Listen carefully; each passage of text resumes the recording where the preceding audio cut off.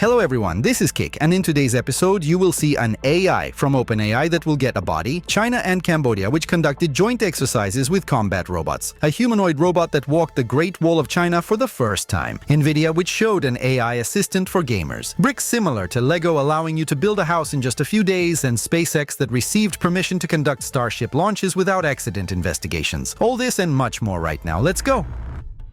Well, it's happening right before our eyes. The AI from OpenAI will get a body. The company intends to develop multimodal models for use in robots. Earlier, one of the founders of OpenAI, Wojciech Zaremba, noted that the previous robotics team had made progress, but additional resources were needed to achieve universal artificial intelligence. Now the company understands where to get the missing components. Currently, OpenAI is actively hiring specialists in the field of robotics. According to a Forbes report, the company is looking for a research engineer capable of training multimodal models to expand the capabilities of robots. A specialist is also needed to develop new model architectures, tests to evaluate them, and data collection. Earlier this year, OpenAI invested in a new funding round for the humanoid robot developer Figure AI, emphasizing its interest in this area. Over the past year, the company has invested millions of dollars in startups such as Figure AI, 1X Technologies, and Physical Intelligence. Peter Welinder, vice president of OpenAI and a member of the original robotics team, emphasized that the company always planned to return to this direction. OpenAI does not intend to compete with other companies in robotics, but plans to develop AI technologies that other robot manufacturers can use. New engineers will work with external partners to train advanced models. It is not yet known whether OpenAI will create its own hardware, but the main focus is on improving the functionality of robots with AI.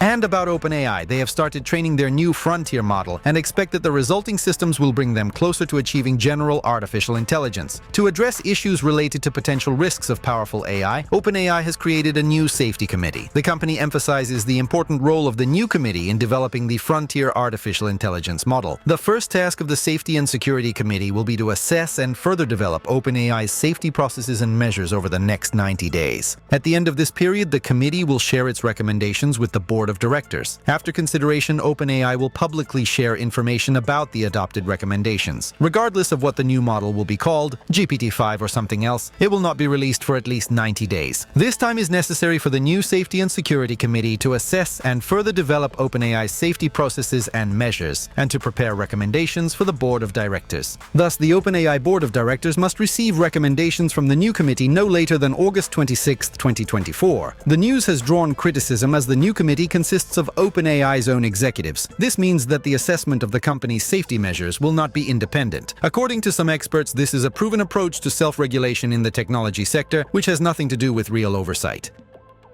Meanwhile, a team at the University of Washington has developed a real spy artificial intelligence system that allows a user in headphones to look at a speaker for 3 to 5 seconds to activate them. The system itself suppresses all other sounds in the environment and reproduces only the voice of the selected speaker in real time. The team tested the solution on 21 subjects. On average, the voice of the recorded speaker sounded almost twice as clear as the untreated ambient sound. This work is based on the team's previous research called semantic hearing. The technology allowed users to select specific categories of sounds they wanted to hear, such as bird singing or voices, while muting other surrounding noises. The system has limitations. Firstly, it can only remember one person's voice at a time. Secondly, for successful memory of the desired speaker's voice, it must not be drowned out by another loud voice coming from the same direction. If the user is not satisfied with the sound quality, they can re-register the speaker to improve clarity.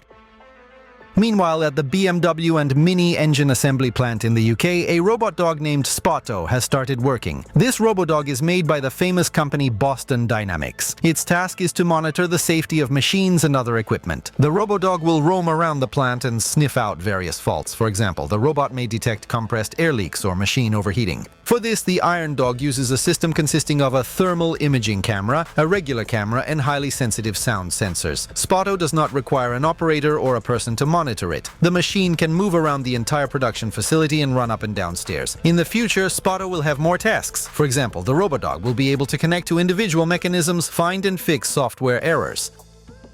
And since we started with robots, let's continue with them. The automaker Dongfeng Motor officially signed a partnership with Uptech Robotics, aimed at using humanoid robots in tasks related to car manufacturing. Thanks to this partnership, the industrial version of the humanoid robot Walker S from Uptech will be used on the Dongfeng Motor assembly line for car assembly. It is reported that at the initial stage, robots will perform checks on seat belts, door locks, headlights, body quality, and interiors. After that, humanoid mechanisms will begin to be attracted to perform other, somewhat more complex and responsible tasks. For example, assembly of front axle units, material assembly, logo application, oil filling, and label printing. Notably, robots will work together with traditional automation equipment. Uptech's humanoid robots will be equipped with advanced artificial intelligence technologies so that they can competently perform their work. The latest industrial version of the humanoid robot Walker S has a height of 1.7 meters and boasts a new generation of fusion control algorithms. The robot can interact with the factory system, receive information about the state of the production line, and share the collected data in real time.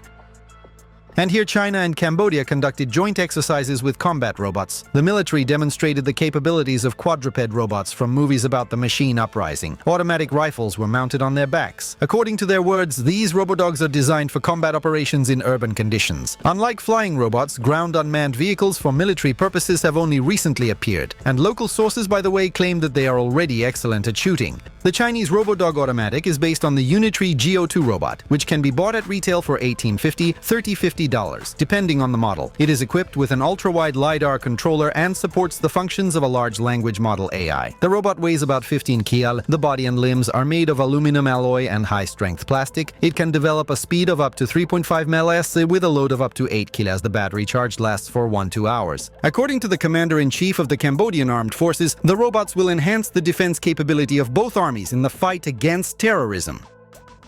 The company Robot Era from Celestial decided to surprise everyone and showed how its new humanoid robot walks along the largest architectural monument. XBot L is the first robot in the world to have run along the Great Wall of China. It demonstrates its ability to move stably along the famous wall, coping well with partially damaged sidewalks and uneven surfaces. The robot does not trip over potholes and bumps and can also climb stairs. The humanoid can lean to pass through the narrow arches of the wall's watchtowers. Other robots would not have been able to handle such a task, according to Robot Era. However, XBot L can pass even where there is no light at all. And if you thought that was the end of the news about robots, it wasn't. Engineers from the Robotics Laboratory at Carnegie Mellon University introduced a four-legged robot capable of climbing vertical surfaces. It can cling even to uneven vertical surfaces, maintaining stability. The technology involves using many small sharp hooks that provide grip on small protrusions and cracks on the surface. When creating it, scientists were inspired by marsupial mammals. Each of the four limbs of the bot uses two groups of microspikes positioned at right angles to each other. The robot's design also includes a built-in camera for depth measurement and a microprocessor for processing commands. The surface grip is carried out in pairs, thanks to which the robot is securely fixed on the surface. Each microspike is manufactured thanks to 3D printing technology. In addition, Loris is characterized by low weight, high energy efficiency, maneuverability, and inexpensive assembly, since the surface capture technology does not require expensive components. Let's go further. BYD presented its proprietary platform on which the future cars of the Chinese company will be built. According to the manufacturer, such innovations will have a range of 2299 km. Representatives of the BYD brand told what else the upcoming hybrids will boast. The hybrid platform with the Index DM, including a gasoline engine and an electric motor, will be used in creating Seal 06 and Chin L cars. With a full tank and a charged battery, test samples, as the manufacturer claims, traveled at least 2299 km, and the best result was 2494 kilometers. The platform will soon appear in the company's serial cars, but the brand does not specify whether they will be sold outside the Chinese market. By the way, BYD has already surpassed Tesla's electric vehicle delivery figures in the fourth quarter of 2023. Hyundai Motor Group has begun developing a new supercar on hydrogen fuel cells. It is based on the Envision 74 concept, presented several years ago. Hyundai engineers have developed a hybrid structure combining a battery electric system with an FCEV system, placed in a completely new layout. The joint use of the fuel system and battery electric drive enhances cooling efficiency and allows the use of two different energy sources depending on driving conditions. This finely tuned and logically thought-out system improves torque vectoring with two motors on the rear axle, providing precise and responsive responsive cornering. Additionally, Envision 74 maintains a balance between performance and cooling with a 3-channel cooling system. Sources claim that the serial version of Hyundai Envision 74 will be faster and more powerful than the concept, using a larger capacity 70 kWh battery and motors that will provide over 775 horsepower. The car is expected to accelerate from 0 to 100 km per hour in about 3 seconds.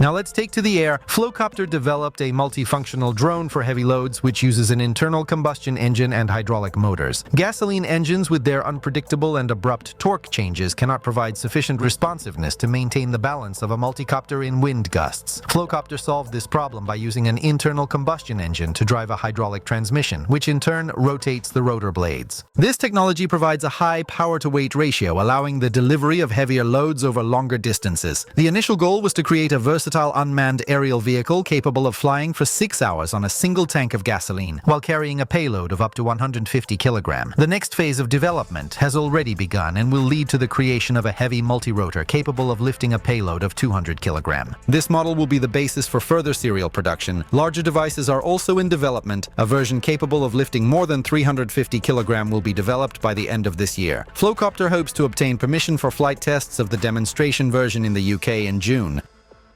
Let's go further. Tech companies are increasingly trying to implement neural networks in various areas, and recently they have turned their attention to gaming. This time, NVIDIA presented its development. The company showed Project G Assist. This is an AI assistant based on a neural network that will help gamers in various situations. The program has an overlay that opens over the game. You can ask the chatbot for advice on passing or leveling up, as well as select optimal graphic settings. When G Assist reaches release is unknown. NVIDIA is far from the first company that wants to create a chatbot and assistant for gamers. By the way, a similar function, Copilot, was previously demonstrated by Microsoft. Softies want to add Copilot to their games on PC and Xbox so that players can ask the chatbot questions right during the game. This will allow getting answers without being distracted by searching for guides. At the same time, the company assures that all queries will remain on the device and will not be used to train Copilot. The first integration with Copilot will be Minecraft. Players will be able to learn recipes from the chatbot as well as ask it to check the inventory for the necessary items. If resources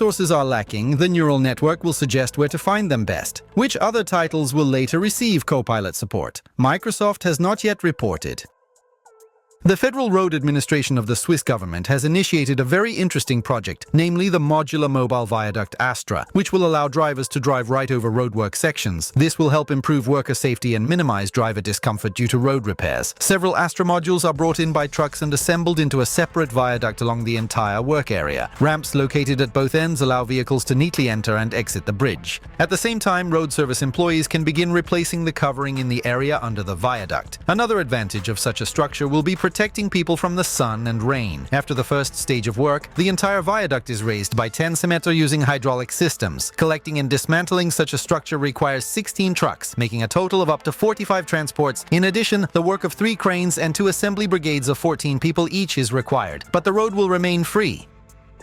And the company PlayX developed innovative building blocks reminiscent of Lego toy bricks, which connect securely without mortar, allowing houses to be built quickly and easily. PlayXcrete blocks easily connect without mortar and cutting, which greatly simplifies the construction process. The company claims that a 2-story building can be built in 11 to 12 days with a minimum amount of equipment. This approach is suitable for both novice builders and more advanced ones, such as future robotic construction systems. The plastic for manufacturing the bricks PlayXcrete is supplied by partners under the Extended Producer Responsibility Program, mainly from agricultural waste. Made from recycled plastic, the blocks are used for building walls and landscape design. According to the company, the PlayXcrete blocks withstand serious loads and are difficult to destroy. During one of such tests, even a tractor tried to destroy a wall made of bricks.